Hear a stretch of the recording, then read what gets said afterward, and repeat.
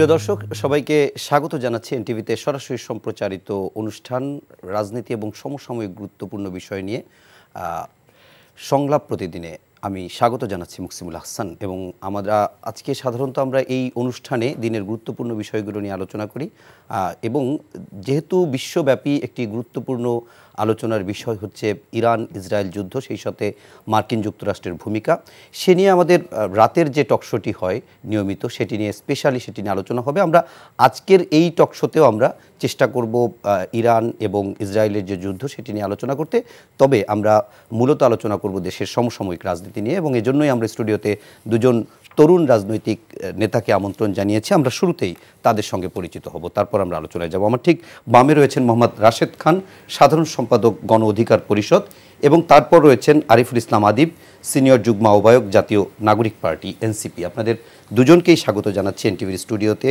সংলাপ প্রতিদিনের আজকের আয়োজনে। আমি রাশেদ খান, আপনার অনুমতি নিয়ে একটু শুরুতেই আরিফুর রহমান আদিবের কাছে যেতে চাই।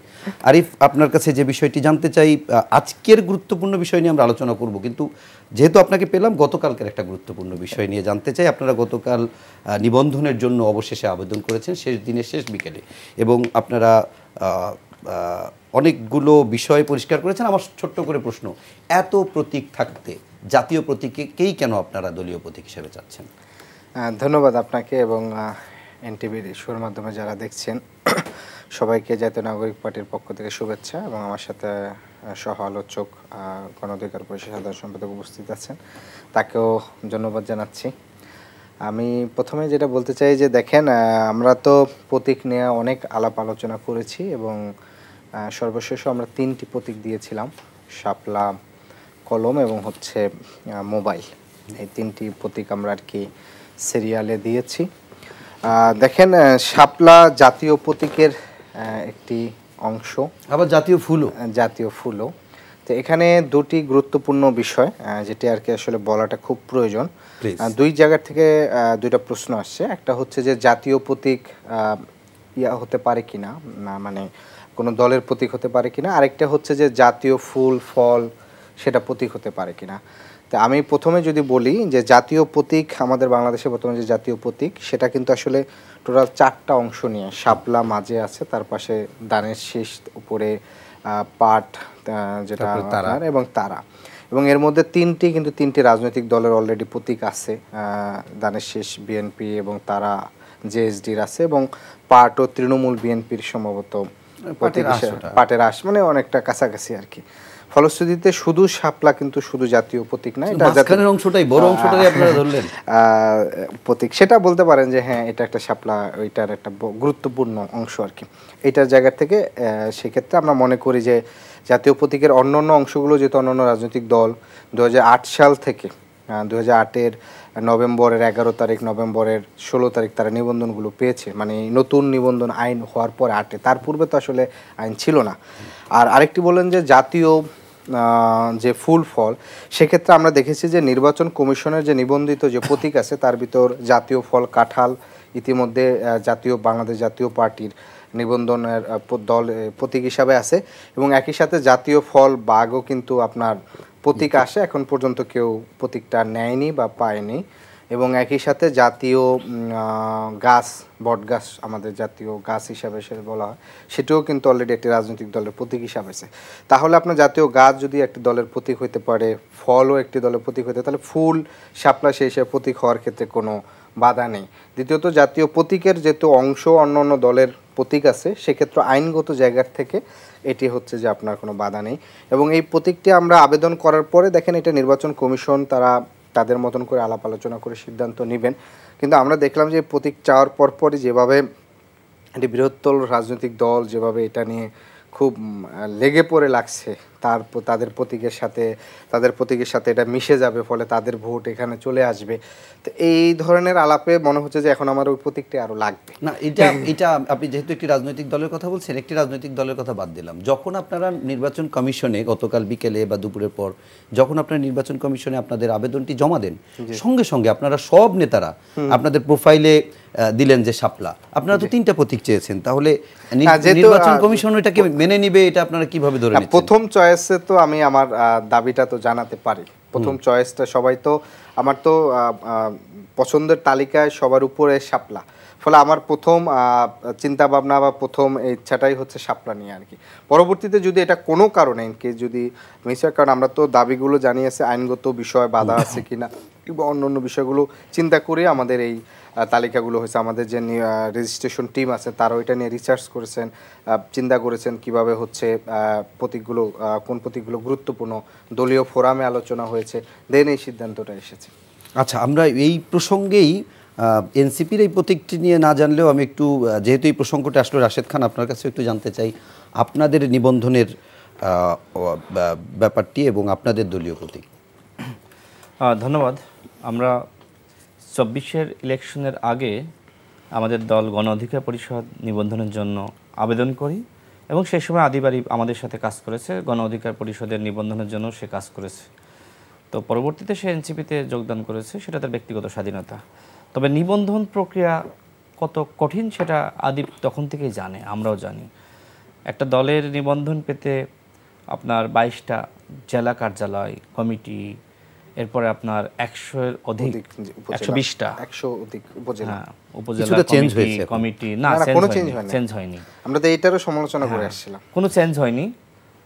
বিদ্যমান যে আইন, এই আইন আগেও ছিল, এই আইনে আমরা আবেদন করেছি এবং সেই সময় নির্বাচন কমিশনের পক্ষ থেকে বা গণমাধ্যমে আপনি দেখেছেন যে 2টা দল নিবন্ধন পাওয়ার ক্ষেত্রে এগিয়েছিল। প্রথমত গণ অধিকার পরিষদ, এবি পার্টি। তো এই 2টা দলকে নিবন্ধন দেওয়া হয়নি, বরং আমরা দেখেছি যে এজেন্সির পার্টিগুলোকে নিবন্ধন দেওয়া হয়েছে এবং যারা প্রকৃতপক্ষে গণমানুষের কল্যাণে গণমানুষের কথা বলেছে তাদেরকে নিবন্ধন থেকে বঞ্চিত রাখা হয়েছে। অভ্যুত্থানের পরে আমরা দলের নিবন্ধন পেয়েছি, ওই সময় আমাদের আবেদন করা ছিল। আমরা পরবর্তীতে কেন গণ অধিকার পরিষদকে নিবন্ধন দেওয়া হবে না, আমরা আরেকটি চিঠি দিই। সেই চিঠির প্রেক্ষিতে গণ অধিকার পরিষদের কাগজপত্র, অন্যান্য সব কিছু, অ্যাক্টিভিজম, কার্যালয়, কমিটি, জনসম্পৃক্ততা থাকার কারণে আমাদের নিবন্ধন দেওয়া হয়। তো আমি সেখান থেকে জানি, দেখেন আমরা আমাদের দলের নিবন্ধিত যে প্রতীক, ট্রাক প্রতীক, আমরা কিন্তু অন্য প্রতীক প্রত্যাশা করেছিলাম, কিন্তু নির্বাচন কমিশনের পক্ষ থেকে বলা হয়েছিল যে আমাদের যে বরাদ্দকৃত প্রতীক এর বাইরে আবেদন করা যাবে না, এর বাইরে আপনারা পাবেন না। আসলেই কি? আসলেই, এবং এটি বাস্তবতা, এটি সত্য। নাগরিক ঐক্য, যেটি মান্নাভার রাজনৈতিক দল, নাগরিক ঐক্য, তারা শাপলা প্রতীকে নিবন্ধন চেয়েছিল, কিন্তু তাদেরকে বলা হয়েছিল যে এটি জাতীয় প্রতীক, জাতীয় আপনার ফুল, সুতরাং এই প্রতীক দেওয়া যাবে না। এবং গণমাধ্যমে নিউজ আছে। তখন কি করা হলো, তখন শাপলা বাদ দিয়ে তাদের হাতে কেতলি ধরিয়ে দেওয়া হলো। তো এখন আবার দেখছি যে এনসিপি এমন কনফিডেন্স যে মনে হচ্ছে যে তারা শাপলা পাবে। নির্বাচন কমিশনের পক্ষ থেকে ওনাকে বলা হয়েছে, কারো বক্তব্যে আমি শুনলাম। তবে নিবন্ধন যতগুলো আপনার তাদের বরাদ্দকৃত প্রতীক, এর বাইরে আসলে পাওয়ার কোনো সুযোগ নাই। এখন সরকার বা নির্বাচন কমিশন যদি সেই বরাদ্দের বাইরে দিয়ে থাকে, তাহলে এটি আসলে এক ধরনের অনৈতিকতা এবং একই সাথে আমার মনে হয় যে মানে তাদের ক্ষমতার বাইরে গিয়ে ক্ষমতার অপব্যবহার করা। তারা যে কলম এবং মোবাইল চেয়েছে, এই দুটি প্রতীক কি আছে? এই দুটি প্রতীকও নাই, এটাও নাই। আমরা কলম বলেন বা এরকম প্রতীক আমরা দেওয়া চেয়েছিলাম, কিন্তু আমাদেরও দেওয়া হয়নি। আমাদেরকে বলা হলো যে এর বাইরে আবেদন করতে পারবেন না। তো সেক্ষেত্রে আমরা দেখলাম যে মন্দের ভালো ট্রাক, তো যে ট্রাকে এখন সবাই চড়ে গণসংযোগ করছে, আমিও এই চিন্তার জায়গা থেকে আমাদের দলকে বললাম যে ট্রাক নেওয়া যায় মোটামুটি, যেহেতু এর বাইরে নেওয়া যাবে না। তার মানে এখন যদি সরকার বা নির্বাচন কমিশন ওই যে তাদের বরাদ্দকৃত প্রতীকের বাইরে কাউকে কিছু দিয়ে থাকে, সেটা ক্ষমতার অপব্যবহার করা। এখন যদি আবার নতুন করে কিছু প্রতীক যোগ করতে পারে কিনা, যেহেতু নতুন অনেকগুলো দল, এখন তো সেটা করতে হলে আগে করা লাগতো, এখন আর সম্ভব করা নয়। যেটা নিবন্ধনের জন্য শর্তাবলী বা সময়সীমা দিয়েছে বা নিবন্ধনের যে আইন, সেটা যদি আগে করতো তাহলে সমস্যা ছিল না, নতুন করে কিছু প্রতীক অ্যাড করতো, করে নাই। সুতরাং এখন এনসিপির চাহিদা মোতাবেক যদি অ্যাড করে থাকে, তাহলে সেখানে আসলে এক ধরনের প্রশ্ন তৈরি হবে। আমার মনে হয় যে এখন যে নির্বাচন কমিশন তারা আসলে কি করবে আই ডোন্ট নো, বাট যে বিদ্যমান আইন যেহেতু তারা সংশোধন করে নাই, এর বাইরে যদি তারা যায় তাহলে তাদের নিয়ে নানান ধরনের প্রশ্ন তৈরি হবে। এবং নাগরিক ঐক্য তারা অন্যায় করলো কোথায়? তারা তো শাপলা চেয়েছিল, তাদেরকে কেন দেন নাই? তো তো এখন যদি এনসিপিকে দেয় সেটি নিয়ে প্রশ্ন থাকবে। হ্যাঁ, এনসিপি নিবন্ধনের জন্য আবেদন করেছে, আমরা তাদেরকে ওয়েলকাম জানাই। যে নিবন্ধনের যে আইন, সে আইন সংশোধন করার ব্যাপারে আমরা সবসময় কিন্তু ওকে, আমরা এই বিষয়টা বুঝলাম, আমরা এই বিষয়টা বুঝলাম যে প্রতীক হিসেবে আপনার কথা অনুযায়ী এখন তাদের এই 3টি প্রতীকের কোনোটিই নেই, কিন্তু আসলে নির্বাচন সুযোগও নাই। সুতরাং এখন নির্বাচন কমিশন কি করে সেটি দেখার বিষয়। আমরা এই প্রসঙ্গটি একটু পরিবর্তন করি। আপনি নিশ্চয়ই খেয়াল করেছেন গতকাল রাতে সাবেক সিইসি নুরুল হুদা, তাকে আপনার একটা মবের মাধ্যমে অ্যারেস্ট করা হয় এবং পুলিশের কাছে সোপর্দ করা হয়, এবং এরপরে আজকে তাকে 4 দিনের রিমান্ড মঞ্জুর করেছে আদালত। তো আমি একটু এই বিষয়টি জানতে চাই এই জায়গাটা থেকে যে তাকে শুধু মামলার ভিত্তিতেই গ্রেফতার করা যেত কিনা, এরকম মব সৃষ্টি করাটাকে কিভাবে দেখেন আপনারা? দেখেন, বাংলাদেশে গণঅভ্যুত্থানের পরে যতগুলো মব তৈরি হয়েছে, এই মবের পিছনে দায়ী হলো সরকার। সরকার যদি আইনের শাসন প্রতিষ্ঠা করত, একই সাথে যারা অন্যায় করেছে, অপরাধ করেছে, যারা ডামি এমপি ছিল, অবৈধ এমপি ছিল, নিশিরাতের এমপি ছিল, এদের সম্পদ বাজেয়াপ্ত একই সাথে গ্রেপ্তার করত, তাহলে এই ধরনের মবক্রেসি তৈরি হয় না। যখন অন্তর্বর্তীকালীন সরকার, যাদের উপর আমাদের আস্থা বিশ্বাসের জায়গাটা এতটাই দৃঢ় ছিল যে তারা গণহত্যার বিচার করবে, রাষ্ট্র সংস্কার করবে, তারা পাচারকৃত অর্থ ফিরিয়ে আনবে, ডামি এমপিদের বিরুদ্ধে ব্যবস্থা নেবে, তাদের সম্পদ বাজেয়াপ্ত করবে, গণহত্যার মাস্টার মাইন্ডদেরকে ফিরিয়ে আনবে, তাদেরকে গ্রেপ্তার করবে, এই কাজগুলো সরকার করে নাই। এবং একই সাথে যারা 14 সালের ইলেকশন, 24-এর ইলেকশন, 18 ইলেকশনের সাথে জড়িত, ওই সকল সচিব, ওই সকল ডিসি, ওই সকল আমলা, ওই সকল এসপি, ওই সকল ওসি, এদের বিরুদ্ধে ব্যবস্থা নিবে। সরকার এখনো পর্যন্ত কারোর বিরুদ্ধে ব্যবস্থা নেয়নি। দেখেন, এই যে 3টা নির্বাচনের যে সকল নির্বাচন কমিশনার বৃন্দ ছিল, এরা তো গ্রেপ্তার হবে, এদের বিরুদ্ধে ব্যবস্থা নিবে, এটা তো খুব সাধারণ একটা হিসাব ছিল। বিএনপিরই কেন বাদী হয়ে মামলা করতে হলো? এর নিয়ে কোনো তদন্ত হলো না? স্বাভাবিকভাবে এই 3টা নির্বাচনে যদি আপনি বিচার বিশ্লেষণ করেন, এই 3টা নির্বাচনের কারণে সবথেকে বেশি দল হিসেবে ক্ষতিগ্রস্ত হয়েছে বিএনপি। তো সেই জায়গা থেকে বিএনপি মামলা করতেই পারে, আমিও মামলা করতে পারি। আমারটাকে ভুল বুঝছেন, বিএনপি মামলা করতে পারে, আপনিও পারেন, আদিবও পারে, এটা নিয়ে কথা না। কথা হচ্ছে যে আপনারা তো পারেন, কিন্তু এত কমিশন, এত কিছুতে এই 3টা মানে নির্বাচনকে কেন্দ্র করে কোনো তদন্ত কিংবা কোনো ব্যবস্থা নেওয়া, তার পরিপ্রেক্ষিতে সিদ্ধান্ত নেওয়া, সেটি যেত কিনা? এবং একই সঙ্গে আমি আপনার কাছে এটিও জানতে চাই, আপনারা তো সবাই জুলাই অভ্যুত্থানের পক্ষের শক্তি, বিএনপিকে বলি, এনসিপিকে বলি, গণ অধিকারকে বলি, আপনারা তো সবাই অংশ। তাহলে নিশ্চয়ই সিইসি নুরুল হুদাকে ধরিয়ে আওয়ামী লীগের লোকজন দেয়নি, এই অভ্যুত্থানের শক্তি পক্ষের শক্তিরাই দিয়েছে। তো এই যে ঘটনাগুলো ঘটতেছে, সরকারের উপরে দায় দেবেন? আপনারা তো সরকারের অংশ, আপনারাও সরকারের অংশ অনেকটা। আমি যদি বলি আপনারা সবাই বলেন যে সরকার ব্যর্থ হবে, তাহলে এই জিনিসগুলো থামছে না কেন? আমি আপনার প্রশ্ন অবশ্যই বুঝতে পেরেছি যে বিএনপিকে কেন মামলা করতে হবে। দায়িত্ব ছিল কার? সরকারের। সরকারের দায়িত্ব ছিল এই পান্ডাদেরকে গ্রেপ্তার করা। স্বাভাবিকভাবে এই যে প্রধান নির্বাচন কমিশনার ছিল 3 জন, একজন নুরুল হুদা, রকিবউদ্দিন আর একজন হাবিবুল আওয়াল, তারা তো মাস্ট অ্যারেস্ট হবে, তাদের বিরুদ্ধে ব্যবস্থা গ্রহণ করা হবে। সরকার দেখেন তাদের বয়স 10 মাস অতিক্রম করেছে, এখনো পর্যন্ত তাদের বিরুদ্ধে ব্যবস্থা নেয়নি। এমনকি এনসিপির পক্ষ থেকে যখন তারা জাতীয় নাগরিক কমিটি ছিল, বৈষম্যবিরোধী ছাত্র আন্দোলনের নেতা ছিল, তখনও তারা বলেছে যে 3টা নির্বাচনকে অবৈধ হিসেবে ঘোষণা করতে হবে। এমনকি হাইকোর্টে রিট করা হয়েছিল সার্জিস এবং হাসনাত আওয়ামী লীগকে নিষিদ্ধ করা এবং 3টা নির্বাচনকে অবৈধ করা। যদিও পরবর্তীতে তারা সেই রিট উইথড্র করেছে, কিন্তু তারা এই দাবি তাদের ছিল, আমাদেরও ছিল। এখনো পর্যন্ত সরকার এই 3টা নির্বাচন নিয়ে কোনো মন্তব্য করে নাই। কেন করে নাই আমি জানি না। তো যখন সরকার আইনের শাসন প্রতিষ্ঠা করবে না, যখন এই সকল অপরাধী, এই সকল গণহত্যাকারী, গণতন্ত্র হত্যাকারী ব্যক্তিবর্গের বিরুদ্ধে ব্যবস্থা নেবে না, তখন তো এই ধরনের মবক্রেসি হবে। দেখেন, ওবায়দুল কাদের কি বলেছিল যে আওয়ামী লীগের পতন হলে 3 লাখ মানুষকে এক রাতে হত্যা করা হবে। তোফায়েল আহমেদ বলেছিল যে 6 লাখ মানুষকে হত্যা করা হবে। গণহত্যার পরে 6 + 9 জনকে মানুষকে পিটিয়ে হত্যা করা হয়েছে আওয়ামী লীগের। আপনি দেখাতে পারবেন এদেশের মানুষ গণহত্যার পরে যেভাবে সহনশীলতা, ধৈর্যশীলতার পরিচয় দিয়েছে, পৃথিবীর ইতিহাসে কোনো দেশে এইভাবে সহনশীল এবং ধৈর্যশীল জাতি আপনি পাবেন না। এখন নাই কেন?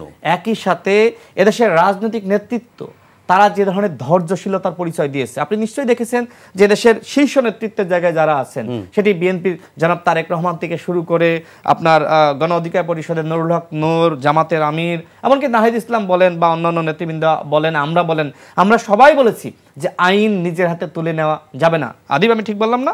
মোটামুটি সব দলের পক্ষ থেকে এই ধরনের বার্তা দেওয়া হয়েছে। আস্থা বিশ্বাস রেখেছিলাম যে অন্তর্বর্তীকালীন সরকার বিচার করবে।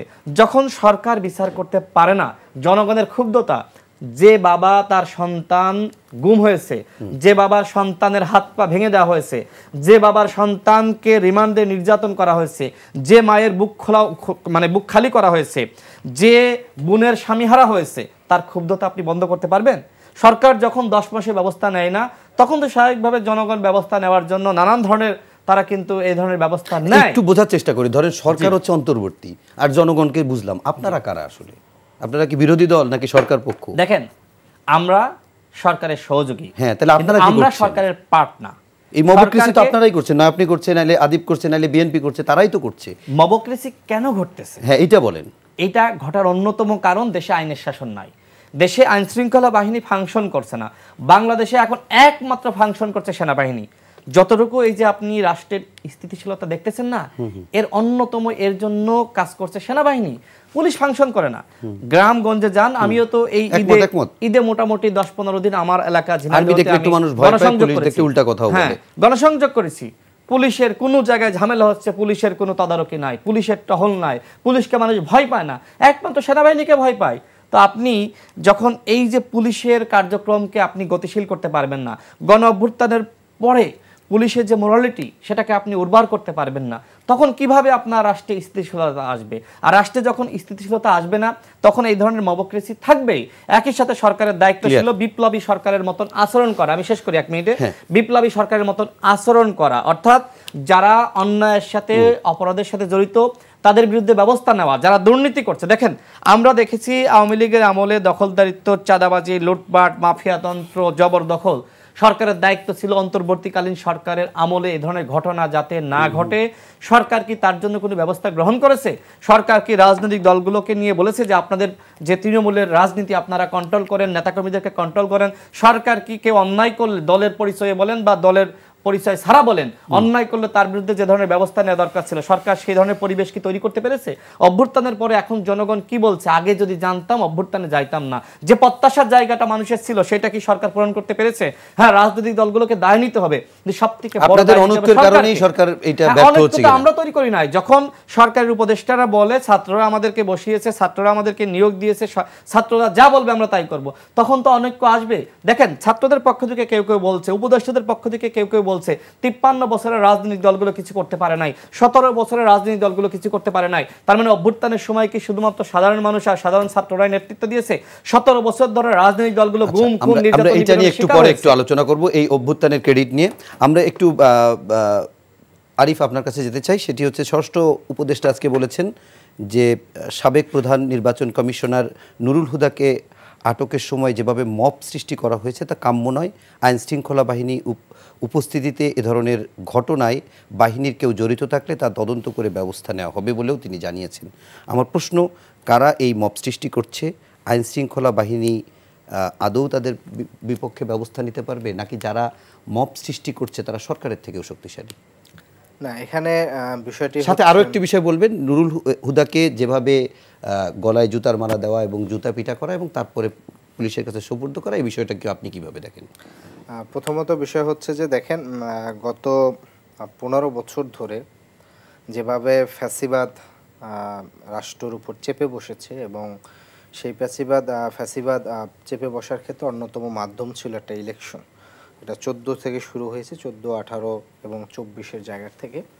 আমি যদি প্রথম দিকে চিন্তা করি যে অ্যাজ এ মানবিকতার জায়গার থেকে এবং সভ্যতাগত জায়গার থেকে, তাহলে আপনি হয়তো এটা বলবেন যে তাকে জুতার মালা পরিয়ে দেওয়া কিংবা হচ্ছে তার উপর ডিম নিক্ষেপটাকে আমি নেগেটিভ দেখি না। এটা অ্যাজ ইউজুয়াল অনেক সময় হয়ে থাকে, জুতা মারা সরাসরি, এটার জায়গা থেকে এটা একটা হচ্ছে আসলে ঠিক হয়নি। তবে এখানে বিষয় যেটা হয়েছে যে গত 15 বছরে এত বেশি মানুষ রাষ্ট্রের ধারা খুব অন্যায্যভাবে নিপীড়িত হয়েছে, এটা আপনার কোনো দলীয় ইয়ার মধ্যে না। মানে আপনি এইভাবে বলতে পারবেন না যে তারা এনসিপির লোক বা তারা গণ অধিকারের লোক এবং তারা বিএনপির লোক, বিষয়টা এরকম না। ধরেন যেটা হয়েছে যে বিএনপি তারা দিয়েছে প্রায় তাদের 4700 লোক মনে হয় গুম খুন হত্যাকাণ্ডে জড়িত, জামাতের 1300, এরপরে ধরেন শাপলা, নানা ধরনের ভাবে, এবং রিমান্ডে যে কত মানুষের জীবন লাইফ ফেল করে দেওয়া হয়েছে এটা আসলে আনবিলিভেবল। তো ফলে যেটা হয়েছে যে সাধারণ মানুষের মানে এইটা যারা সরাসরি ভুক্তভোগী হয়েছে এবং যারা এই ভুক্তভোগীর সাক্ষীকে ধরেন আমার সাথে ঘুরছে, আমি আমার প্রতিবেশীর সাথে আলাপ করলাম, আমি আমার কলিগের সাথে আলাপ করলাম, তাহলে এইরকম প্রায় আপনি দেখলে কয়েক লক্ষ মানুষের মধ্যে পাবেন যারা হচ্ছে এটা তার ট্রমাটাইজড এবং তারা রাষ্ট্রকে কোনোভাবেই তার জীবন জীবিকা নিরাপত্তার জন্য আর বিশ্বাস করতে পারতেছে না, মানে তার তো একটা বড় ধরনের ট্রমার মধ্যে দিয়ে গেছে। দ্বিতীয়ত হচ্ছে এই ট্রমার মধ্যে যাওয়ার ফলে আপনি দেখবেন যে আন্দোলনগুলো কি হয়েছে। কোটা সংস্কার প্রথমের 9 তারিখে স্লোগান ছিল যে হাইকোর্ট না রাজপথ, মানে হাইকোর্ট না রাজপথ, যখন এটা একটা রাজপথ থেকে যখন বিশ্ববিদ্যালয়ের শিক্ষার্থীরা যখন এই স্লোগানটা দেয় তখন হাইকোর্টের প্রতি বা আদালতের প্রতি কিন্তু একটা অবিশ্বাস বা ধরেন ইয়ার জায়গা থেকে কিন্তু এই স্লোগানটাগুলা অভ্যুত্থান থেকে আসছে। ফলশ্রুতিতে এই জিনিসটা করছে, ওখানে যারা করছে এদের রাজনৈতিক পরিচয় কি সেটা আমি এখনো জানি না, বা সবগুলো দলই বলছে যে যারা করছে তাদেরকে বিচারে আওতায় আনবে জায়গার থেকে। আরেকটা বিষয় হচ্ছে যে পুলিশ সরাসরি জড়িত কিনা, এটার চেয়ে গুরুত্বপূর্ণ হচ্ছে যে পুলিশ আসলে করতে চায় কিনা। আমরা বারবার বলেছি যে বর্তমান রাষ্ট্রে 4-5টা শক্তি 4-5 রকম কাজ করতেছে। সরকারের প্রশাসন এবং পুলিশ তার মতন করে একরকম করে কাজ করতেছে।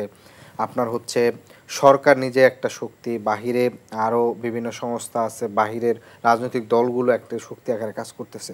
ফলশ্রুতিতে যেটা হচ্ছে যে উনি যে বললেন যে পুলিশের ভিতর থেকে করছে কিনা, এটা আমার কাছে মনে হচ্ছে যে কতটুকু ব্যবস্থা নিতে পারবেন এটাও আসলে খুব বেশি না, জনগণের তো ব্যবস্থা কি নেবে, উনি বলছে পুলিশের কেউ যদি জড়িত থাকে সেক্ষেত্রে। কিন্তু আমি আপনার কাছে যে বিষয়টা জানতে চাচ্ছিলাম সেটি হচ্ছে যে মানুষ ট্রমাটাইজ, যারা তারা অনেকভাবে ক্ষোভও আছে, সেগুলো তারা বহিঃপ্রকাশ দেখাতে যাবে। এখন মানুষের কারো কারো ক্ষোভ এমন আছে যদি আপনি তাকে ছেড়ে দেন তাহলে মেরে ফেলবে, কিন্তু আমরা সেটাকে সমর্থন করব কিনা, কিংবা রাজনৈতিক দলগুলো এই মবের ক্ষেত্রে তারা কোনো ভূমিকা রাখতে পারে কিনা, সেই জায়গাটার প্রশ্নটা। রাজনৈতিক দলগুলো তো ধারাবাহিক আপনার আবেদন করে আসছে, তাদেরকে নিবৃত করার চেষ্টা করতেছে তার দলীয় কর্মী কিংবা হচ্ছে ইয়েদের জায়গার থেকে, কিন্তু বিষয়টা হচ্ছে যে নিয়ন্ত্রণ আসলে কতটুকু করতে পারবে এটার একটা গুরুত্বপূর্ণ বিষয়।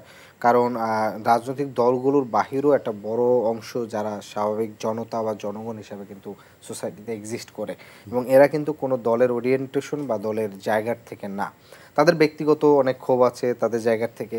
ফলে এটা একটা যেটা আমাদের দরকার ছিল পুরো জাতীয়ভাবে হচ্ছে এটার একটা উদ্যোগ নেওয়ার দরকার ছিল আমাদের। ধরেন আওয়ামী লীগের বিচার প্রক্রিয়াটা কি হবে, আওয়ামী লীগের কীভাবে এখানে করবে, শুধু আওয়ামী লীগ তো না, আওয়ামী লীগের সাথে সিভিল সোসাইটির অনেক বড় একটা অংশ আছে যারা এখন ধরেন টকশোতে এসে নানা ধরনের হুমকি দামকি নানা ধরনের এই ধরনের এইগুলার বলছে। অর্থাৎ আওয়ামী লীগ যে এখানে একটা গণহত্যা করছে সেটার সে স্বীকারোক্তি দিবে না, বরঞ্চ বলবে যে আওয়ামী লীগ করছে তাহলে এখনও তো করতেছে, এখন করার আওয়ামী লীগের করার তো না, একজন মানুষকে খুন করছে আর এখন ধরেন একটা থাপ্পড় মারতেছে বা হচ্ছে ধরেন একটা কিছু ঢিল ছুটছে, ঢিল ছোড়াকে আপনি হত্যার সাথে তো আপনি জাস্টিফাই করে হচ্ছে সমানভাবে দেখতেছে না। ফলে আমরা কিছু কিছু জায়গার থেকে দেখি তাদের এই ধরনের হচ্ছে অভিপ্রায় দেখা যায়, তারা গণমাধ্যমে এসে বক্তব্যগুলো বলেন যে আগে আইনের শাসন ছিল না, এখনো আইনের শাসন নাই। আগের আইনের শাসন ছিল না মানে আগের ছিল মানে অধিকার খর্ব করা, এখনকার যেটা হচ্ছে এটার হচ্ছে একটা পরিস্থিতি, অর্থাৎ ওই সময় যে পাপটা করছে সেটার প্রায়শ্চিত্ত কিংবা হচ্ছে একে সংশোধন করা যায়, কিন্তু আপনি এখনকারটা দিয়ে জাস্টিফাই করবেন যে আওয়ামী লীগও হচ্ছে এটার বিচার করবে, এইটা হচ্ছে আসলে এক ধরনের খুনি এবং গণহত্যার পক্ষের মত উৎপাদন করা। আপনার কাছে একটা ছোট্ট আরেকটা বিষয় একটু জেনে যাই, তারপরে আমরা প্রসঙ্গটা চেঞ্জ করে একটু সংস্কারে ঐক্যমতে যাব। তো এই প্রশ্নটাও আপনাদের দলের ব্যাপারে, তাই আপনার কাছেই করতে চাই, এটা জানার আগ্রহ। সেটা হচ্ছে আমরা এর আগে নাসিরউদ্দিন পাটোয়ারি যিনি আপনাদের মুখ্য সংগঠক, তিনি বলেছেন যে বিএনপি 50 থেকে 100 আসন বেশি পাবে না। গতকালকে আপনাদের দেখলাম যে তিনি বললেন যে 400-র ভিতরে 300 আসন কি পাবে, এরকম কি, মানে এটা কি ওনার ধারণা নাকি এনসিপি সবাই এরকম ধারণা করে? এটা রাজনৈতিক বক্তব্যের জায়গা থেকে তো তিনি বক্তব্য দিয়েছেন যে ব্যক্তির দলের গুরুত্বপূর্ণ ব্যক্তি হিসাবে এটা এক হিসাবে দলের বক্তব্য আকারও মাঠে হাজির হয়, কিন্তু আমার কাছে যেটা মনে হচ্ছে উনি ব্যক্তিগত জায়গার থেকে এই বক্তব্যটি দিয়েছেন এবং সেটি হচ্ছে যে সাধারণত এটা তার এবং আমাদের দলের ভীষণও হতে পারে। আমি আমার ভীষণ ঠিক করলাম যে আমি 300 সিটে জয়ী হব, সেক্ষেত্রে আমি কতটুকু অ্যাচিভ করতে পারবো, জনগণ আমাকে কতটুকু গ্রহণ করবে, সেটা আমার এটা স্বপ্ন, আমার স্বপ্ন কতটুকু বাস্তবায়ন হবে সেটা পরবর্তীতে আমাদের রাজনৈতিক কার্যক্রম, রাজনৈতিক কর্মসূচি, জনগণের সাথে আমাদের অ্যাটাচমেন্ট এটার উপরে নির্ভর করবে। আচ্ছা, আমি একটু রাশেদ খানের কাছে একটা বিষয় মতামত জানতে চাই।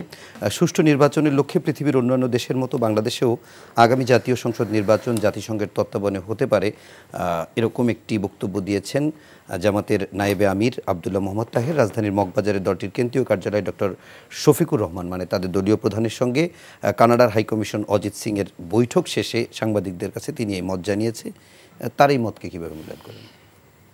আমরা এক সময় এই কথা বলেছি যখন হাসিনা ক্ষমতায়, বিশেষ করে 24-এর ইলেকশনকে কেন্দ্র করে এই ধরনের বক্তব্য এসেছে যে বাংলাদেশে নির্বাচন জাতিসংঘের অধীনে না হলে অবাধ, সুষ্ঠু, নিরপেক্ষ নির্বাচন হবে না। দেখেন, ডক্টর মোহাম্মদ ইউনূসের মতন একজন ব্যক্তি, তিনি অন্তর্বর্তীকালীন সরকারের প্রধান। এখন জামাতের আমিরের, নায়েবে আমিরের এই বক্তব্যের মাধ্যমে যেটি প্রমাণিত হয় যে ডক্টর মোহাম্মদ ইউনূসের উপরে এখন জামাত আর আস্থা বিশ্বাসের জায়গাটা রাখতে পারতেছে না। এখন এই নির্বাচন কমিশনের উপরে তারা আস্থা বিশ্বাসের জায়গাটা রাখতে পারতেছে না। এখন এদেশের জনগণের উপরে তাদের আস্থা বিশ্বাসের জায়গাটা কতটুকু আছে সেটি নিয়ে এখন প্রশ্ন করা যায়। অন্যথায় ডক্টর মোহাম্মদ ইউনূস, অন্তর্বর্তীকালীন সরকার, যে সরকারের সাথে জামাতের এত সখ্যতা, যে সরকার জামাতকে এত গুরুত্ব দেয়, যে সরকার জামাতের আমির যখন সংলাপের কথা বললেন, বলার পরপরই পরের দিন তাদেরকে ডাকলেন, বলা যায় যে জাতীয় সংলাপ জামাতের আমিরের আহ্বানেই হয়েছে, যে জাতীয় সংলাপ সর্বশেষ হলো। সেই জামাতের নেতারা যখন এই কথা বলেন, অবশ্যই এটা খুবই তাৎপর্যপূর্ণ যে জামাতের আসলেই কি সরকারের উপর আস্থা বিশ্বাস আছে।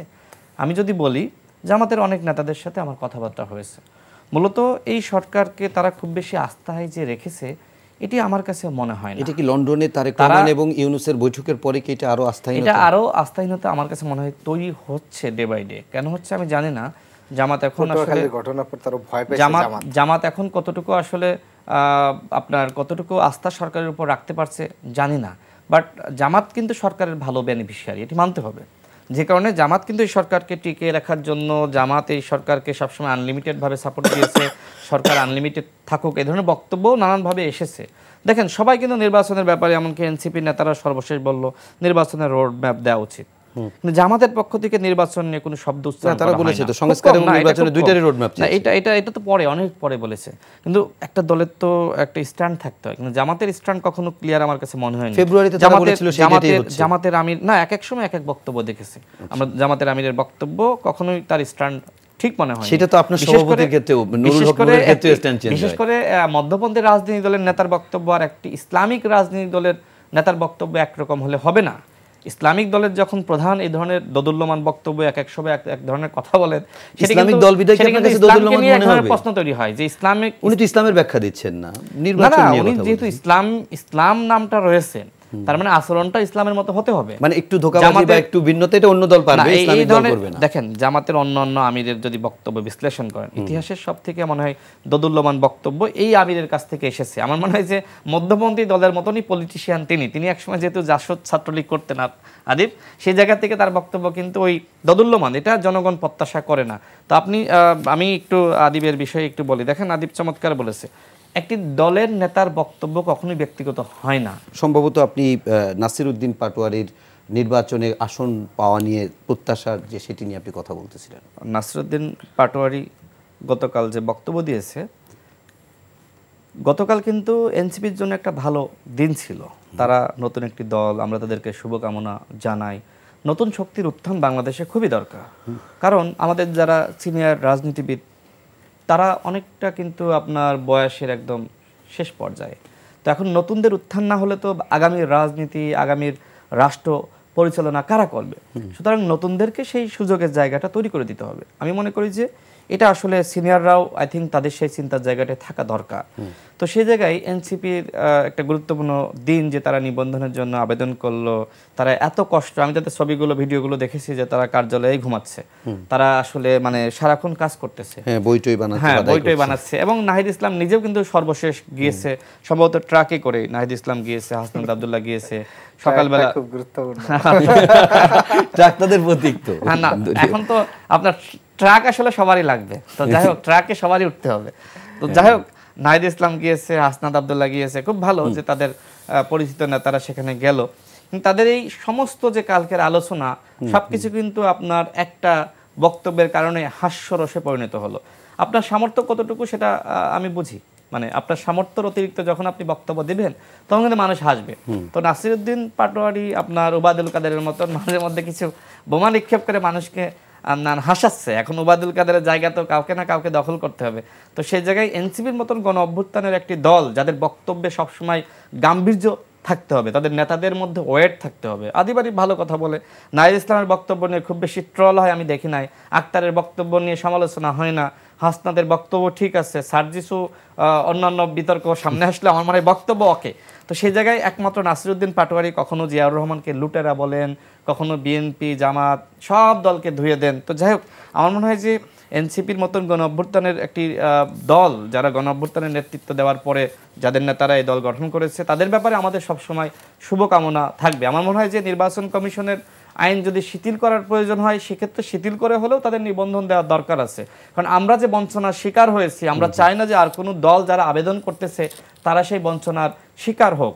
বাংলাদেশে যে একটি গণ অভ্যুত্থান হলো, গণ অভ্যুত্থানের পরে নতুন নতুন দল যদি না তৈরি হয় তাহলে কিন্তু ওই যে ফ্যাসিস্ট আওয়ামী লীগের যে দোসররা ছিল তাদের শূন্যতা আসলে কারা পূরণ করবে?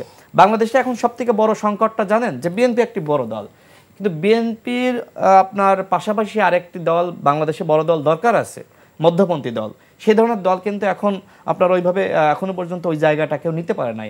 যদি ওই জায়গাটা আমরা কেউ না নিতে পারি তাহলে কিন্তু আমাদের জন্য একটি বড় একটি আশঙ্কা জায়গাটা রয়েছে যে আওয়ামী লীগ আবার এই যে মধ্যমপন্থী দলের কথা বলছেন, যেহেতু বাস্তবিক ফিল্ডে এরকম বড় দল আসলেই দেখা যাচ্ছে না, বিএনপির পরে বড় দল দেখলে জামাতকেই দেখা যায়, কিন্তু সে তো আপনি যে মধ্যমপন্থার রাজনীতির কথা বলছেন সে তো ইসলামিক রাজনীতি করে। কিন্তু আমি যে জায়গাটি বলছিলাম, নির্বাচন সামনে, শোনা যাচ্ছে বিভিন্ন এরকম জোট গঠন হতে পারে।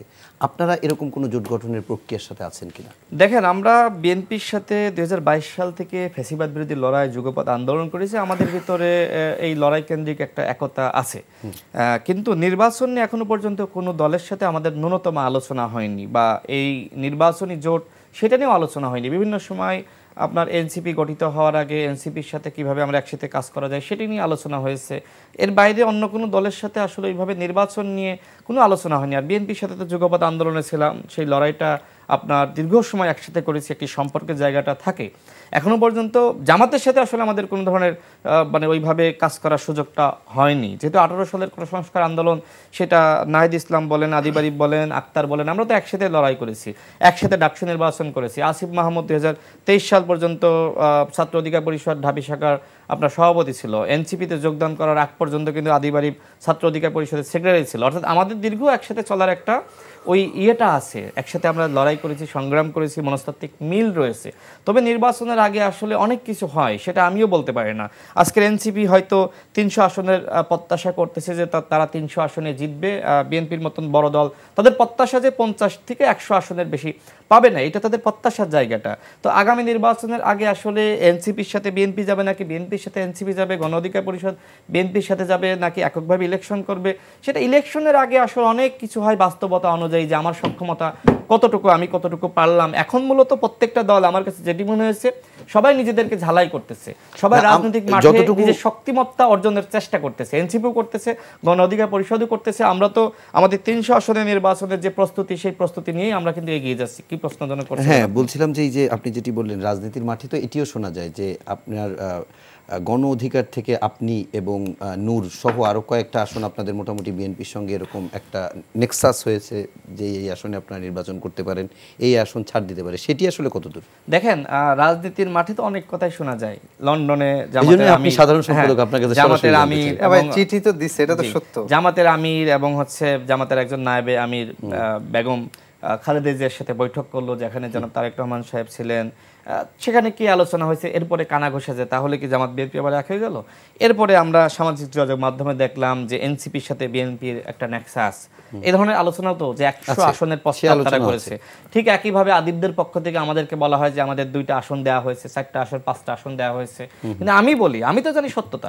এই যে নুরুল হক নূরের এলাকায় যে ধরনের সংকট, তৃণমূলের আপনার যে ধরনের নুরুল হক নূরকে অবরুদ্ধ করা, আপনার হাসান মামুনের অনুসারীরা যেটি করলো দেখছেন, তো এরকম ঘটনা আমার ঝিনাইদহ 2 আসনেও এ ধরনের ঘটনা অতীতে ঘটেছে, হুমকি ধামকি আসে। স্বাভাবিকভাবে এখন তৃণমূলের সবাইকে কোনো দলই ওইভাবে কন্ট্রোল করতে পারতেছে না। অভ্যুত্থানের পরে মানে অনেকটা আমার মনে হয় যে এই রাষ্ট্র অরক্ষিত, এই রাষ্ট্রে কেউ কারোর কথা, কেউ কারোর গাইডলাইন শুনতেছে না। তো সেই জায়গা থেকে অনেকে এই ধরনের আমাদের যে উত্থান এবং আমাদের পথ চলা এটাকে প্রশ্নবিদ্ধ করার জন্য নানানজন নানান ধরনের অভিযোগ অনুযোগ করে থাকে। আমি তো স্পষ্টভাবে বলছি, নির্বাচন নিয়ে এখনো পর্যন্ত কোনো দলের সাথে আমাদের আলোচনা হয়নি, জোট নিয়ে আলোচনা হয়নি, তবে আমাদের সবার সাথে সম্পর্ক আছে। এনসিপির সাথে সম্পর্ক আছে, বিএনপির সাথে আছে, অন্যান্য দলের সাথে আছে। আরেকটু পরে হয়তো সেটা অগ্রসর, বললাম তফসিল ঘোষণার কাছাকাছি সময় বা পরে তখন নির্বাচন নিয়ে কি ধরনের নেগোসিয়েশন হবে তখন। কিন্তু এখন প্রত্যেকটা দল তার নিজস্ব শক্তিমত্তা বাড়ানোর জন্য কাজ করছে, কারণ আমার দলের অস্তিত্ব না থাকলে কেউ তো আমাকে মূল্যায়ন করবে না। এনসিপির যদি নিবন্ধন না পায়, অস্তিত্ব না থাকে, তাহলে তাকে কেউ মূল্যায়ন করবে না। তাহলে তো জানে এখন সবাই তার নিজের শক্তিমত্তার পরিচয় দিতে হচ্ছে। আচ্ছা, আমি একটু আরিফ আপনার কাছে জানতে চাই একটা বিষয় নিয়ে, সেটি হচ্ছে যে আমরা দেখলাম যে গত কয়েকদিনে যে জাতীয় ঐকমত্য কমিশনে যে সভা হচ্ছে সেখানে আপনিও অংশ নিয়েছেন এবং বেশ কয়েকটা সভায় মানে মিটিং সংলাপে আপনি কথাও বলেছেন। একটু জানতে চাই যে প্রধানমন্ত্রীর ক্ষমতার ভারসাম্যর জন্য এবং তার ফ্যাসিবাদী যেন না হয়ে ওঠে, সে কারণে প্রথমে কথা ছিল 2 মেয়াদ, এরপরে সবশেষ মনে হয় এরকম একটি জায়গায় এসেছে যে 10 বছর সর্বোচ্চ তিনি প্রধানমন্ত্রী থাকতে পারবেন। এরকম একটি জায়গায় সবগুলো দল একমত হয়েছে, 3টি দল ছাড়া, একটি বিএনপি, এবং বাকি 2টি দল আসলে কারা এবং তাদের যুক্তিটা কি ছিল?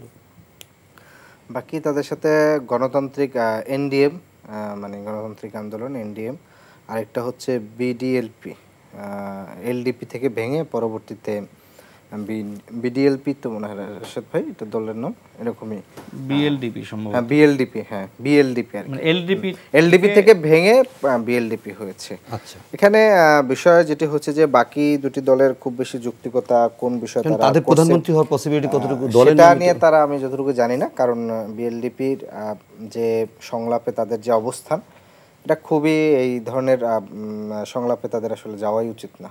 কারণ তারা ওখানে গিয়ে শুধুমাত্র একটি দলের কথায় হ্যাঁ না করেন, অন্য অন্য দলগুলোকে ডিস্টার্ব করেন। আপনি দেখবেন যে আমার বক্তব্যের সময় তিনি পাশ থেকে লাফ মেরে দাঁড়িয়ে গেছেন, মনে হচ্ছে যেন গ্রামের একটা সালিশিতে সে আসছেন, মানে সেরকম পরিস্থিতি। এবং এই এলডিপি কিন্তু যেটা হয়েছে যে আপনার অনেকগুলো রাজনৈতিক দলের পরবর্তীতে যে ভাঙে না, ভেঙে পোর্শন হয়, সেই পোর্শনগুলোকে আবার হচ্ছে বিএনপি আলাদাভাবে ডেকে এগুলোকে তাদের রাজনৈতিক মানে মিত্র দল হিসাবে সংখ্যা বাড়ানোর জন্য অনেকগুলো দলকে তারা এক ধরনের মূল দল থেকে ভাঙার পরে দেখেছে। এটা আমরা গণ অধিকার পরিষদের সময় দেখেছিলাম যে আমাদের তখনকার গণ অধিকার থেকে যখন একটা অংশ চলে গেছে তাদেরকে আবার বিএনপি ডাকতো। মানে এটা যেটা হয় কি যে ধরেন তার ডেকে মানে দুটো অংশকে একটা টিকিয়ে রেখে যেটা হয় যে ছোট দলগুলো যত বেশি একটু বিভক্ত থাকবে তাদের উপর থেকে এই দলগুলোকে ধরেন তাদের মতন করে মুভ করানোটা সহজ হয়। তো বিএনপি কিন্তু এখানে 10 বছর কিন্তু সবগুলো দল একমত হয় না। এখানে মূল বিষয় যেটা হয়েছে সবগুলো দল ঐক্যমত হয়েছে মূলত 2 টার্মের বিষয়। কেউ যদি 2 বার প্রধানমন্ত্রী হয়, এখন কেউ যদি একবার প্রধানমন্ত্রী হওয়ার পরে সে যদি তার 5 বছর পূর্ণ না করে তাহলে তিনি তো ব্যর্থ প্রধানমন্ত্রী। এখন তারে যদি আবার তার 10 বছর পূরণের জন্য আমি যদি রেখে দেই তাহলে এইটার তো আসলে কোনো সলিউশন হয় না। বরঞ্চ বিএনপি এই যে দাবিটা করছে এটা বিএনপির পক্ষ থেকে দাবি যে ন্যূনতম 10 বছর। ওইটা বিএনপির দাবি না জামাতের দাবি? বিএনপির বলতে মানে বলছে যে অ্যাট লিস্ট মানে বিএনপিকে যেহেতু কোনোভাবে ঐক্যমতে নিয়ে আসা যাচ্ছে না, সেক্ষেত্রে হয়তো যে অ্যাট লিস্ট 10 বছর, ন্যূনতম 10 বছর, এটা জামাত থেকে সম্ভবত প্রস্তাব করছিল তাহলে আমরা 2 টার্ম না বলে বছর কেন্দ্রিক। হ্যাঁ, ডাক্তার সৈয়দ আব্দুল্লাহ মোহাম্মদ তাহের তিনি বলছেন যে তাহলে আমরা বছর দেই। তাহলে আমার প্রস্তাবটা হচ্ছে আপনি বছরটা দিয়ে আসলে ফিক্সড করতে পারবেন না। ধরেন কেউ একজন প্রথমবার মেয়াদ পূর্ণ করলো, দ্বিতীয়বার 2 বছর পরে তিনি ধরেন কোনো কারণে আন্দোলনের কারণে তিনি ইয়ে হলেন, তাহলে তার তো থাকে 3 বছর। পরের বছর তিনি কি আবার প্রধানমন্ত্রী হয়ে 3 বছর পরে ছেড়ে দিবেন, কিংবা হচ্ছে তার দল হচ্ছে তখন কি করবে মাঝপথে? ফলে আমি মনে করি আমাদের পক্ষ থেকে, এটা আমাদের পক্ষ থেকে না সবগুলো দলের পক্ষ থেকে, এই যে 2 টার্মের বেশি না হয় এইটাই সবচেয়ে বেশি যুক্তিগত। এবং এটা গণ অধিকারও তাদের রাজনীতি শুরুর প্রথম থেকে বলেছিল যে 2 বারের বেশি প্রধানমন্ত্রী না হওয়া। 31 দফায় তো ছিল এটা, 31 দফায় ছিল, কিন্তু তারপরও বিএনপির দলগতভাবে সেখানে কেন এই ধরনের সিদ্ধান্ত নিচ্ছে, এবং বিএনপি সর্বশেষ যেটা করছে যে তারা বললেন যে শুধু এই প্রধানমন্ত্রীর মেয়াদ না, প্রধানমন্ত্রীর মেয়াদ, এনসিসি এবং রাষ্ট্রপতি নির্বাচন, এই তিনটাকে সম্মিলিত একটা সিদ্ধান্ত নিতে চাচ্ছে। অর্থাৎ আপনি দেখেন 31 দফায় যেটা ছিল যে পরপর দুইবারের বেশি প্রধানমন্ত্রী হতে পারবেন পরপর, মানে সর্বোচ্চ না পরপর। আর এখন যেটা হচ্ছে সর্বোচ্চ, মানে একটা ব্যক্তি লাইফ টাইমে সর্বোচ্চ দুইবারের বেশি প্রধানমন্ত্রী হওয়ার। না 31 দফার কথা যেহেতু বললেন, একদম শুরুর 31 দফা ওরকমই ছিল, পরে এই পরপর জিনিসটা না না না, কারণ 31 দফা যে সময় তৈরি হয় তখন গণ অধিকার পরিষদ, গণতন্ত্র মঞ্চের জোটভুক্ত আমরা ছিলাম, একসাথে আমরা লড়াই সংগ্রাম করেছি। অর্থাৎ ওই যে 31 দফা, তখন কিন্তু বিএনপির পক্ষ থেকে একটা খসড়া তৈরি করা হয়, সবগুলো দলকে দেওয়া হয়, আমাদের মতামতও নেওয়া হয়। তখন আমরা কিন্তু এটা, আমি নিজে ওইটা পাঠ করেছি, মতামত দিয়েছি। আপনি একই সঙ্গে বলে দিয়ে, সেটি হচ্ছে যে আপনারা সবাই তরুণ নেতা, তো আমরা জাকসু নির্বাচনের একটি প্রক্রিয়া এর আগে দেখেছিলাম, এবার দেখলাম ডাকসু নির্বাচনের একটি প্রক্রিয়া, কিন্তু জাকসু নির্বাচনে দেখলাম মাঝপথে থেমে আছে। এবার ডাকসু নির্বাচনে নির্বাচন কমিশন গঠন হয়েছে, যদিও ছাত্রদল সহ বামপন্থী কিছু দল প্রশাসনের সক্ষমতা নিয়ে প্রশ্ন তুলেছে, কিন্তু যে কারণে সংশয় দেখা দিয়েছে, কিন্তু উপাচার্য বলছেন এটি সময় মতো হবে। আমার প্রশ্নটি হচ্ছে, জাতীয় নির্বাচনের আগে ডাকসু, জাকসু, চাকসু, এই বিশ্ববিদ্যালয়ের ছাত্র সংসদ নির্বাচনগুলো হবে কিনা, আর যদি এখন না হয় পরে হওয়ার সম্ভাবনা কিংবা ইমপ্যাক্ট কতটা থাকবে? পরে ছোট্ট করে বলবেন, একদম আমাদের সময় নেই। প্রথমত বিষয় হচ্ছে যে দেখেন, আমরা বারবার বলে আসছি যে গণ অভ্যুত্থানে যেহেতু সামনে থেকে নেতৃত্বটা ছাত্রদের নেতৃত্বে দিয়েছে, ছাত্ররা সামনে থেকে ভূমিকা রেখেছে, ফলে এই দ্রুত ছাত্র সংসদগুলো নির্বাচনগুলো হওয়া জরুরি। এবং আরেকটা বিষয় হচ্ছে, আমাদের গত 15 বছর ফ্যাসিবাদ কায়েম থাকায় জাতীয় পর্যায়ে কিন্তু জাতীয় নেতৃত্বের একটা বড় সংকট কিন্তু আমরা দেখতে পাচ্ছি। আমরা বলতে পারি, ধরেন বিভিন্ন দলের নীতি নির্ধারণী পর্যায়ে বিভিন্ন নেতৃত্ব আছে, কিন্তু জাতীয় পর্যায়ে কিন্তু নেতৃত্বের আসলে একটা সংকট। ফলে এই সংকট কিন্তু কাটানোর জন্য কিন্তু ছাত্র সংসদ নির্বাচনটা গুরুত্বপূর্ণ। ছাত্র সংসদ না হলে যেটা হবে যে ক্যাম্পাসগুলোতে বিভিন্ন ছাত্র সংগঠন দলীয় আধিপত্য বিস্তার করার জন্য হচ্ছে নানা ধরনের চেষ্টা করে, কিন্তু একটা ছাত্র সংসদ যখন নির্বাচন হয়, ফলে ওই দলের ছাত্রটাও চেষ্টা করে অন্তত ন্যূনতম আমি ভালো থাকি, কারণ আমাকে তো দিন শেষে সাধারণ একটা শিক্ষার্থীর সামনে যেতে হবে, তার একটা মূল্যায়ন নিতে হবে, তার দিন শেষে আমাকে একটা ভোট দিবে কি দিবে না। ফলে শুরুতে এটা হবে। আর যদি এবার যদি দ্রুত ছাত্র সংসদ নির্বাচনটা না হয়, তাহলে যেটা হবে, এটা হবে সেই 91 পরবর্তী ইয়ার মতন। আমরা দেখেছিলাম 90-এর অভ্যুত্থান বা 3 জোটের রূপরেখায় নানা ধরনের দিয়েছিল, কথা দিয়েছিল, কিন্তু যে কথাগুলো আসলে রাখে না, এবং দেশ গণতান্ত্রিক দ্বারায় ফিরলো। আমরা দেখেছিলাম ক্যাম্পাসের ছাত্র সংসদগুলো বন্ধ হয়ে গিয়েছিল, মানে এখন না হলে পরে হওয়ার পরবর্তীতে আর মোটেও। আরেকটা প্রশ্ন আপনার কাছে একটু জানতে চাই, সম্পূর্ণ এই প্রসঙ্গের বাইরে। আমরা যেটি শুরুতেই বলেছিলাম যে আমরা বাংলাদেশে এখন হয়তো সংলাপ নিয়ে আছি, কিন্তু পৃথিবী এক যুদ্ধময় পরিস্থিতিতে, এবং সেই জায়গায় আমি একটু আপনার কাছে এই জায়গাটা থেকে জানতে চাই যে ইরান এবং ইসরায়েলের যে যুদ্ধ, সেই যুদ্ধে আমরা বাংলাদেশের কোনো স্টেটমেন্ট দেখি নাই, বাংলাদেশের কোনো অবস্থানও জানতে পারিনি, এবং জাস্ট যখন ইরানের উপরে পারমাণবিক যে তাদের আছে সেখানে যখন হামলা চালায় 3টিতে, তখন একটি সরকারের পক্ষ থেকে উদ্বেগ জানানো হয়েছে। রাজনৈতিক দলগুলোর আসলে এই অবস্থান কি? মার্কিন যুক্তরাষ্ট্রের এগেনস্টে যেতে চাচ্ছে না, ব্যাপারটা কি? না, এখানে আমি যেটা মনে করি, ধর্মভিত্তিক দলগুলোরও সেরকম অবস্থান দেখছি না। অন্যদের যেটা হচ্ছে যে এটি এক দুটি কারণে হতে পারে। একটা হচ্ছে যে আমাদের দেশের বর্তমানে যে রাজনৈতিক পরিস্থিতিটা একটা জটিল প্রক্রিয়ার মধ্যে আছে, এবং রাজনৈতিক দলগুলোর মনোযোগ বর্তমানে জাতীয় রাজনীতির কেন্দ্রে। ফলশ্রুতিতে আমার কাছে যেটা মনে হচ্ছে যে তারা পর্যাপ্ত মনোযোগটা বাহিরের রাষ্ট্র নিয়ে দিতে পারে নাই। কিন্তু যে আপনি যদি মানবিক জায়গা থেকে দৃষ্টি করেন, বিশ্বের শান্তির জায়গা থেকে দৃষ্টি করেন, অবশ্যই এই জায়গাটা রেসপন্স করা উচিত দল হিসাবে এবং দেশ হিসাবে। কারণ ইরানে যেটি আমরা দেখেছি যে প্রথমত ইসরায়েলের কাছ থেকে কিন্তু প্রথমত এই হামলাটা শুরু হয়, এবং তারা বারবার বলছে যে এখানে পারমাণবিক বোমা হচ্ছে, তাহলে সে নিজে সরকারও পরিবর্তন করতে চায়, সরকারও পরিবর্তন করতে চায়। ফলে এই যে ধরেন পুরা বিশ্বব্যাপী হচ্ছে বিশ্ব শক্তিটাকে এককেন্দ্রিক করার, আমরা দেখেছিলাম বিশেষ করে 2002 সালের পর থেকে রাশিয়া, ইরান, চীন একটা অল্টারনেটিভ একটা মেরুকরণ তৈরি করছিল, অর্থাৎ বিশ্ব রাজনীতিতে একটা মেরুকরণ হয়েছিল। যদিও মুসলিম রাষ্ট্রগুলো 2 মেরুতে 2টা অবস্থান করছিল, কিছু আমেরিকান ব্লকে গিয়েছিল, কিছু রাশিয়া ব্লকে গেছিল, কিন্তু পৃথিবীর এই ক্ষমতার ভারসাম্যের জন্য মেরুকরণটা আসলে দরকার, খুবই গুরুত্বপূর্ণ জায়গা থেকে। কারণ এক মেরু হলে ওই এক দেশের ইচ্ছা। আপনাদের দল কি কোনো এরকম ভাবছে কিনা, যেমন আপনাদের ভালো একটা পার্টিসিপেট দেখেছিলাম, কিন্তু এখানে আমাদের এটা নিয়ে আলোচনা চলতেছে, কারণ আমাদের তো একই সাথে 3টা কাজের মধ্যে দিয়ে গত গতকালকে আমাদের নিবন্ধনের আবেদনের সর্বশেষ দিন আবেদন গেছে, এটা নিয়ে আমাদের একটা ব্যস্ততা ছিল অন্য অন্য কর্মসূচিতে, তবে এটা নিয়ে আমাদের আলোচনা চলছে। ওকে, আমি একটু শেষ করব রাশেদ আপনার কাছ থেকেই, যে আপনাদের দল এবং সরকারের ভূমিকা, এবং আপনার কি মনে হচ্ছে যে আমরা ইসরায়েলের উপরে ইসরায়েল যখন ফিলিস্তিনের উপর হামলা চালালো তখন আমরা যেমন সোচ্চার ছিলাম, একাট্টা ছিলাম, সময়ের সঙ্গে সঙ্গে নির্বাচন কেন্দ্রিক ইকুয়েশন, ভূরাজনীতির কারণে কি আপনার দল, সরকার, অন্য দল একটু পিছিয়ে আছে নাকি? দেখেন, এই অন্তর্বর্তীকালীন সরকার তো আসলে গণ অভ্যুত্থানের সরকার, আর গণ অভ্যুত্থানে যারা অংশ নিয়েছে সবার সরকার, সবাই সরকারকে সহযোগিতা করছে। রাষ্ট্রের পক্ষ থেকেই একটি কড়া প্রতিবাদ জানানো দরকার ছিল, কারা কারা এর সাথে জড়িত। এখন ইসরায়েল একটি দখলদার রাষ্ট্র, তারা যেভাবে নিরীহ ফিলিস্তিনি নাগরিকদের উপরে দমনপীড়ন করছে, গণহত্যা চালাচ্ছে, পুরো বিশ্ববাসী জানে। অন্যদিকে আমেরিকা, ইউরোপে যে ধরনের সোচ্চার হওয়া দরকার ছিল মানবাধিকারের পক্ষে, আমরা এই ক্ষেত্রে দেখি যে তাদের ভিন্ন রূপ। বাংলাদেশ নিয়ে, পৃথিবীর অন্যান্য রাষ্ট্র নিয়ে তারা অনেক মানবাধিকারের কথা বলে, ওয়েল ডান, খুব ভালো কথা। কিন্তু ফিলিস্তিনি নাগরিকদের উপরে একের পর এক গণহত্যা, সেটি অনাকাঙ্ক্ষিত। এই বিষয়ে আমেরিকা, ইউরোপ খুব মানে খুব বলা যায় যে একদম কথাই বলে না। মনে হচ্ছে যে এই হামলাটা তারাও এক ধরনের সমর্থন করছে। ইরানের সাথে আপনার ইসরায়েলের যে ধরনের যুদ্ধ বা যেটি হচ্ছে, এর সাথে তো যুক্তরাষ্ট্রের জড়ানোর কোনো সুযোগ নাই, কিন্তু উল্টো যুক্তরাষ্ট্র এর সাথে জড়ানোর মাধ্যমে আরেকটি যুদ্ধের সম্ভাবনা সৃষ্টি হয়েছে। এখন এই পরিস্থিতিতে, বর্তমান এই পৃথিবীর বাস্তবতায় যদি আরেকটি যুদ্ধ শুরু হয়, তাহলে কি ইরান ভালো থাকবে? তাহলে কি আমেরিকা ভালো থাকবে? বাংলাদেশ ভালো থাকবে?